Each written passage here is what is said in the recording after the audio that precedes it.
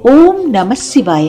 శివపురాణం మనకు అందించిన మహిమాన్విత మహామంత్రం. భారతీయ ఆధ్యాత్మిక సాంప్రదాయంలో అనేక మంత్రాలు ఉన్న పరమ పవిత్రమైంది, మహిమాన్వితమైనది ఓం నమ శివాయ అనే పంచాక్షరి మహామంత్రం. శ్రీ శివ మహాపురాణంలో ఈ మంత్ర మహిమను అద్భుతంగా వర్ణించారు. ఇప్పుడు పంచాక్షరి మంత్ర స్వరూపం పరిశీలిద్దాం. నమః శివాయ అనేది 5 అక్షరాలతో కూడిన పంచాక్షరి మంత్రం. నా మా సి వా య అనే ఈ 5 అక్షరాలు పంచభూతాలను సూచిస్తాయి. నా పృథ్వీ, మా జలం, సి అగ్ని, వా వాయువు, య ఆకాశం. శివుడు పంచభూతాల అధిపతి కాబట్టి ఈ మంత్రాన్ని జపించటం అంటే సృష్టి మూలమైన పంచభూతాలను ఆరాధించటం అన్నమాట.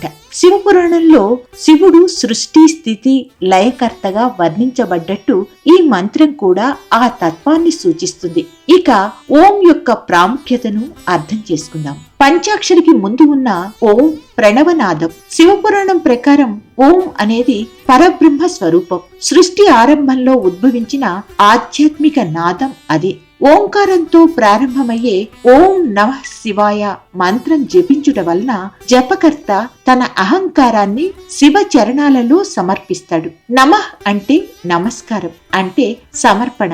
శివాయ అంటే శివునికి. అంటే ఈ మంత్ర సారాంశం ఓ పరమశివ, నేను నీకు సమర్పితుడిని అని. శివపురాణంలో ఈ మంత్ర మహిమను చాలా బాగా వివరించారు. శివపురాణంలో అనేక సందర్భాలలో భక్తులు కేవలం శివనామస్మరణ ద్వారా ముక్తిని పొందినట్లు వివరించబడింది. దక్షయజ్ఞ విధ్వంసం తరువాత కూడా శివభక్తి పరమ పవిత్రమని, శివనామం సర్వ పాపాలను దహించేదని స్పష్టంగా చెప్పబడింది. కనుక పంచాక్షరి జపం పాపక్షయానికి కారణం, మనస్సు శుద్ధికి మార్గం, భయ నివారణకు సాధనం, మోక్షప్రదమని శివతత్వం వివరిస్తుంది. ఇక శివత్వం యొక్క అంతరార్థాన్ని పరిశీలిద్దాం. శివుడు దేవుడు మాత్రమే కాదు. శివపురాణ బోధ ప్రకారం శివత్వం అంటే శాంతి, జ్ఞానం, వైరాగ్యం, దయ, సమత్వం. ఓం నమః శివాయ జపం ద్వారా మనలోని అజ్ఞానం తొలగి శివస్వరూపమైన చైతన్యం మేల్కొంటుంది. ఇక ఈ జప ఫలితం చూద్దాం.